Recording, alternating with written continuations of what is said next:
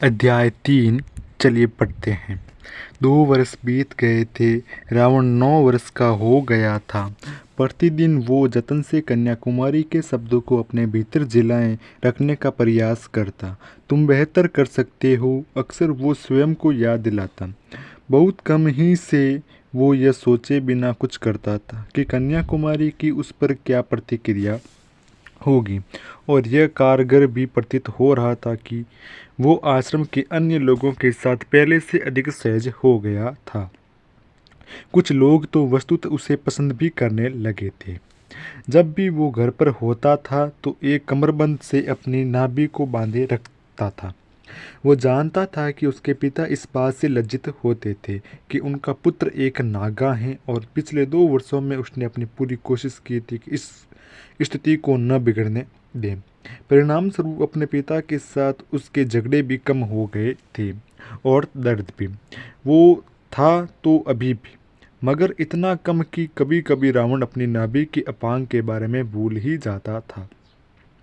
फिर एक दिन ऋषि विश्रवा पश्चिम की ओर एक लंबी यात्रा के लिए आश्रम से चले गए, भूमध्य सागर में स्थित वनोसोस द्वीप की ओर। वनोसोस के राजा ने प्रबुद्ध ऋषि से मिलने की इच्छा जताई थी, और ऋषि ने निमंत्रण स्वीकार करने का निर्णय लिया। उनके जाने के कुछ ही सप्ताह बाद केकसी ने पाया कि वो गर्भवती हैं।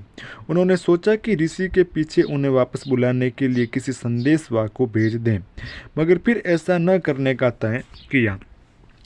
वो उनकी वापसी पर उन्हें चकित कर देना चाहती थी। साथ ही सच कहा जाए तो उनके मन पर एक विचार बोझ की तरह रखा हुआ था। अगर कहीं दूसरा बालक भी नागा हुआ तो। अपनी माँ की आशंकाओं से बेखबर रावण छोटे भाई या बहन के आगमन को लेकर बहुत उत्साहित था। वो लगातार अपनी माँ के आसपास मंडराता रहता, उनका ध्यान रखता और सुनिश्चित करता कि उनकी हर आवश्यकता पूरी हो जाए। जब तक कि अनंतः वो दिन नहीं आ गया। घर के अंदर एक दाई केकसी की देखभाल कर रही थी। रावण बाहर प्रतीक्षा कर रहा था, किसी व्याकुल भावी पिता की सी आतुरता से टहलता हुआ समाचार की प्रतीक्षा करता। अनेक आश्रमवासी उसके साथ प्रतीक्षा कर रहे थे, मगर प्रसव लंबा हो गया था। 12 घंटे बीत चुके थे। धीरे धीरे लोग अपनी कुटियाओं को लौटने लगे, और फिर बस रावण और केकसी का बड़ा भाई मरीच रह गए। ऋषि विश्रवा की अनुपस्थिति में गर्भावस्था के दौरान अपनी बहन की सहायता करने के लिए मरीच कुछ दिन पहले ही आया था। कुछ समय बाद मरीच ने भी सोने जाने का निर्णय लिया। मैं सोने जा रहा हूँ रावण, तुम भी सो जाओ, दाई हमें बुला लेगी। मैंने उसे कड़े निर्देश दे दिए हैं। रावण ने सिर हिला दिया।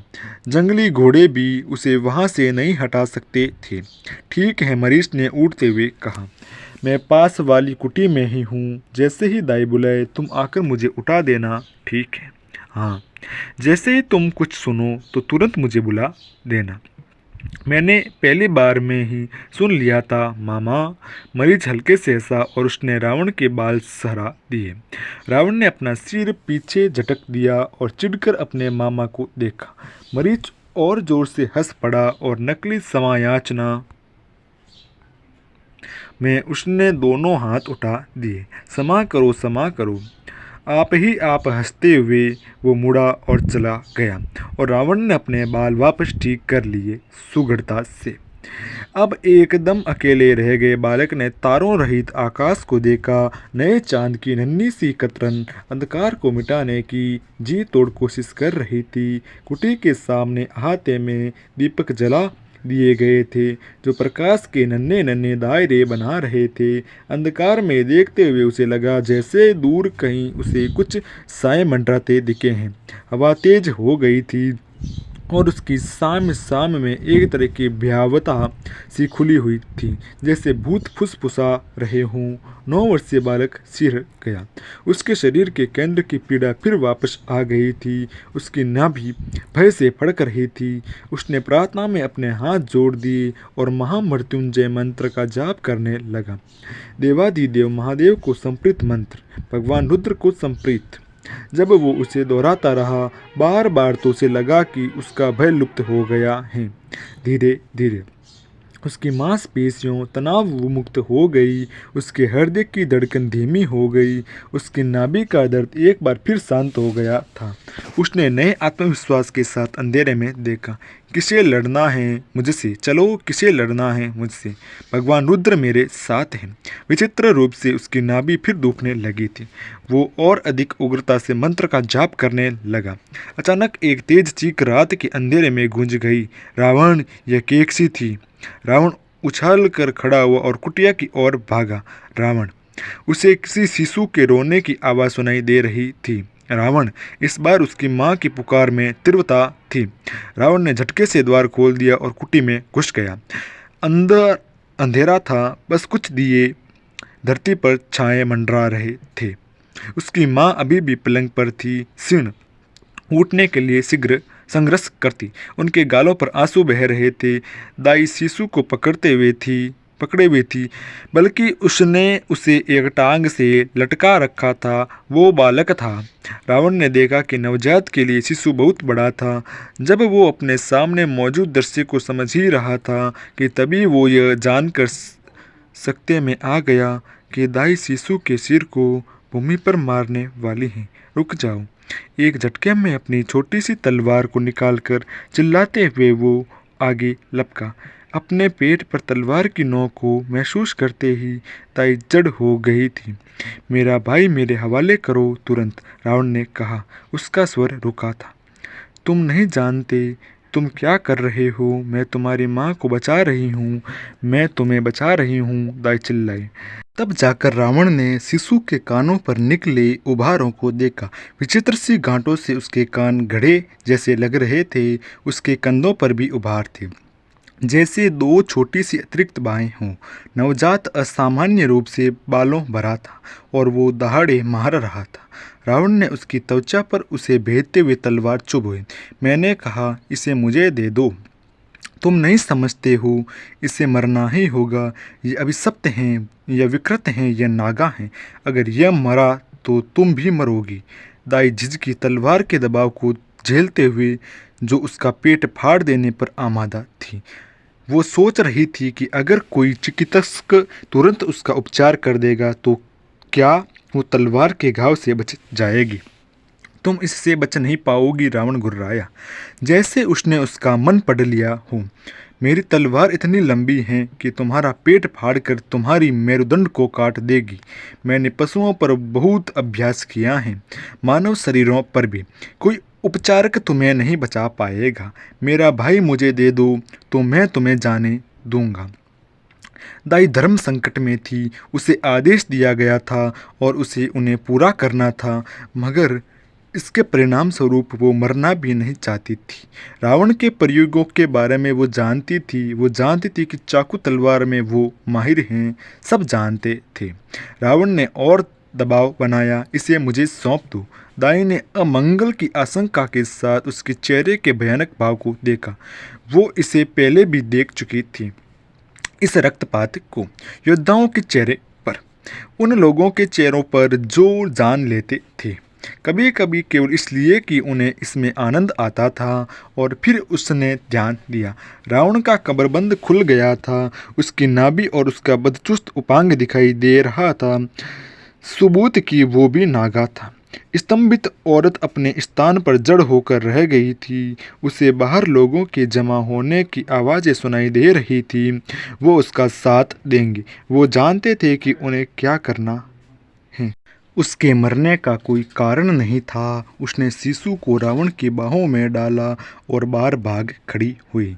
रावण को बाहर से क्रोध भरी आवाज़ें सुनाई दे रही थी, बहस की। लोग चिल्ला चिल्ला कर नियमों की बात कर रहे थे, नीति की, नैतिकता की। कुटी का द्वार बंद था, मगर उस पर ताला नहीं था। किसी भी पल कोई भी अंदर आ सकता था। उसने अपनी सांसों को नियंत्रित करने की कोशिश की और उसका शरीर तनावग्रस्त था।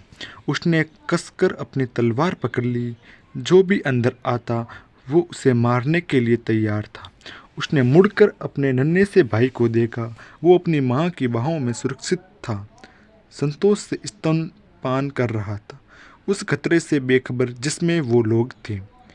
मगर उसकी माँ का चेहरा आतंक की तस्वीर था। हम अब क्या करेंगे रावण? केकसी ने पूछा। रावण ने उत्तर नहीं दिया। उसकी सतर्क आंखें द्वार पर लगी थी, ऐसे किसी भी व्यक्ति पर हमला करने को तैयार जो उसके प्रियजनों को हानि पहुंचाने की हिम्मत करता। अचानक भड़ाक से द्वार खुला और मरीज तेजी से अंदर आया। उसकी तलवार खींची हुई थी, उसके फल से रक्त टपक रहा था। केकसी भय से चिहूक गई और उसने अपने शिशु को छाती में भींच लिया। वो अपने बड़े भाई से याचना करने लगी, दादा कृपा करो, हमें मत मारो। शिशु अपनी माँ की छाती से अलग हो गया और फिर से रोने लगा था। रावण मरीज के सामने आ खड़ा हुआ और अपनी तलवार लहराता। उसकी आवाज़ आश्चर्यजनक रूप से शांत थी। आपको पहले मुझसे लड़ना होगा। मरीज ने अधीर निगाह से उसे देखा। चुप भी करो रावण। फिर अपनी बहन की ओर मुड़ा। तुम्हें हुआ क्या है केकसी? मैं तुम्हारा भाई हूँ, मैं तुम्हें क्यों मारूंगा? केकसी ने उसे देखा उलझन से, और समय बर्बाद किए बिना मरीज ने दीवार पर लगी खूंटी से कपड़ों का एक झोला खींचा और उसे रावण की ओर उछाल दिया। 2 निमिष, अपने भाई और माँ के लिए जिस वस्तु की आवश्यकता हो उसे रख लो। लड़का निश्चल खड़ा रहा, हतप्रभ। तुरंत मरीच चिल्लाया। रावण झटके से वास्तविकता में वापस आया। उसने अपनी तलवार वापस म्यान में रखी और झोला उठा लिया और झटपट अपने मामा का आदेश मानने दौड़ गया। मरीज केकसी की ओर मुड़ा। उठो, हमें जाना होगा। कुछ ही पल के अंदर वो कुटी के बाहर थी। रावण ने अपने कंधे पर झोला टांग रखा था। उसका नन्हा भाई अपनी माँ की गोदी में सुरक्षित था। उन्होंने दाहिने हाथ की हथेली से नवजात के सिर को से सहरा दे रखा था। आश्रम के आवासी कुटी के बाहर जमा हो गए थे कुछ चेहरे, हाथों में मसाले। धरती पर 3 लाशें पड़ी थी।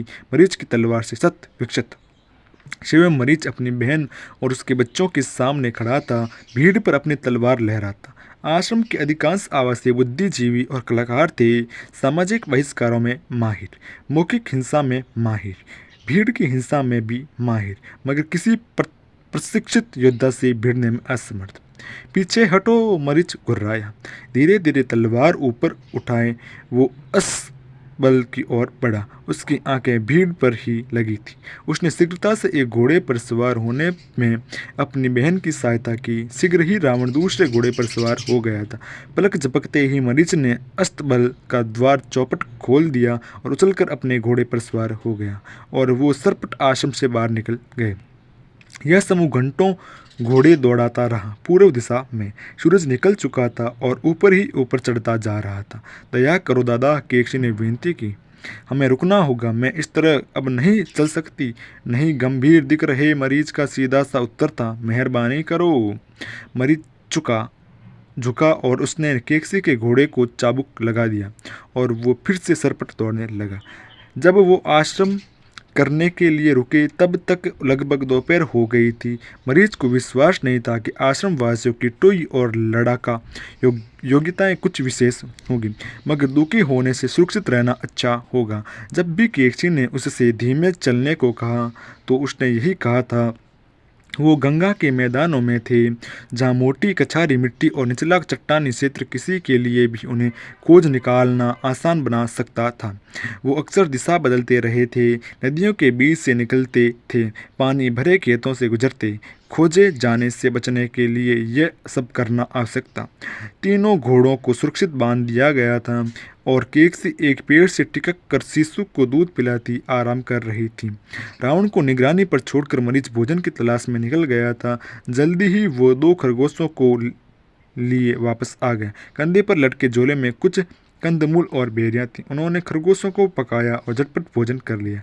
20 निमिष का विश्राम, मरीज ने कहा। उसके बाद हम फिर चल देंगे।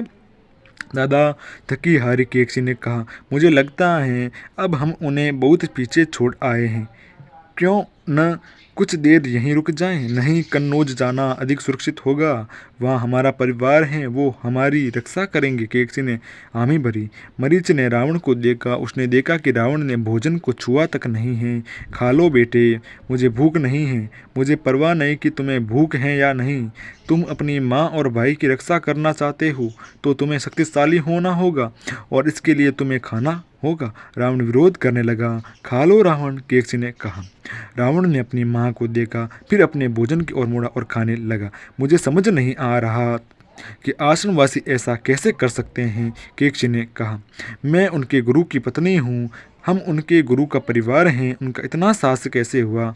मरीच ने अपनी बहन को घुरा। तुम मूर्ख दिखने की कोशिश कर रही हो केकसी, या बस मान नहीं रही हो? क्या मतलब है आपका? तुम्हें सच में लगता है कि यह निर्णय उन्होंने अपने आप से लिया होगा? आप कहना क्या चाह रहे हैं दादा? यह दिन के प्रकाश की तरह स्पष्ट हैं, वो निर्देशों का पालन कर रहे थे। केकसी ने अविश्वास से सिर हिलाया। नहीं, ऐसा नहीं हो सकता। वो मेरी गर्भावस्था के बारे में जानने से पहले ही चल गए थे। वही थे, उन्हें संदेह था कि ऐसा हो सकता है, इसलिए वो निर्देश दे गए थे। वो लोग बस आदेशों का पालन कर रहे थे। मैं विश्वास नहीं कर सकती। सच पर विश्वास न करने से यह कुछ कम सच नहीं हो जाता। हमें कन्नौज में इसके बारे में पता लगा था। तुम्हें क्या लगता है मैं आश्रम में तुम्हारे साथ रहने क्यों आया था? केकसी ने अपना सिर हिलाती रही। नहीं नहीं, यह सच नहीं हो सकता। रावण बोल उठा, मेरे पिता ने उन्हें हमें मारने का आदेश दिया था। मरीच ने रावण को और फिर वापस केकसी को देखा। अपनी बहन से बातचीत में वो बालक की उपस्थिति को भूल ही गया था। मैंने कुछ पूछा है, रावण ने कहा। केकसी, मरीच ने लाचारी से कहा। मामा, क्या मेरे पिता ने हमें मारने का आदेश दिया था? रावण ने पूछा। केकसी, मरीच ने दोहराया। उसकी बहन मौन रही। वो अपना सिर हिलाती रही। उसके गालों पर आंसू बह रहे थे। मामा, मरीच रावण की ओर मुड़ा। तुम्हें अब अपने परिवार का ध्यान रखना होगा, तो तुम्हें भी सच जान लेना चाहिए था। रावण चुप रहा। उसकी मुट्ठियाँ भींच गई थी। वो उत्तर पहले से ही जानता था, बस उसे सुनना चाहता था। जो थोड़ा बहुत मैं जानता हूँ, उसके अनुसार उन्होंने तुम्हारी या तुम्हारी माँ की मृत्यु का आदेश नहीं दिया था। मरीच ने कहा, मगर उन्होंने यह आदेश दिया था कि अगर तुम्हारा भाई नागा निकले तो उसे मार दिया जाए। रावण ने गहरी सांस ली। क्रोध और दुख ने उसके मन को घेर लिया था। उसने माँ की इस गोद में शांति से सोते अपने भाई को देखा। नींद में उसके कंधों के ऊपर निकले दोनों छोटे छोटे अतिरिक्त अंग हल्के हल्के हिल रहे थे। उसका शेष शरीर निश्चल था।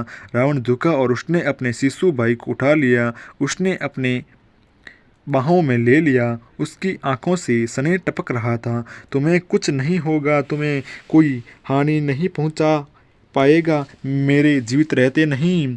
उसके सिर के ऊपर मरीच और केकसी ने एक दूसरे को देखा, अचंभे से मगर साथ ही अभिभूत होते हुए। मरीच ने सहानुभूति से बालक के कंधों को छुआ, मगर रावण ने दिलासा भरे उस हाथ को झटक दिया और शिशु से बात करता रहा। इसी के साथ तीसरा अध्याय समाप्त होता है। जल्दी मिलेंगे हम चौथे अध्याय के साथ। और हर वीडियो की नवीनतम अपडेट पाने के लिए सब्सक्राइब कर हमारे यूट्यूब चैनल को और बेल आइकन बटन पर क्लिक करना ना भूलें, ताकि आप हर वीडियो की नोटिफिकेशन सही समय पर पा सकें।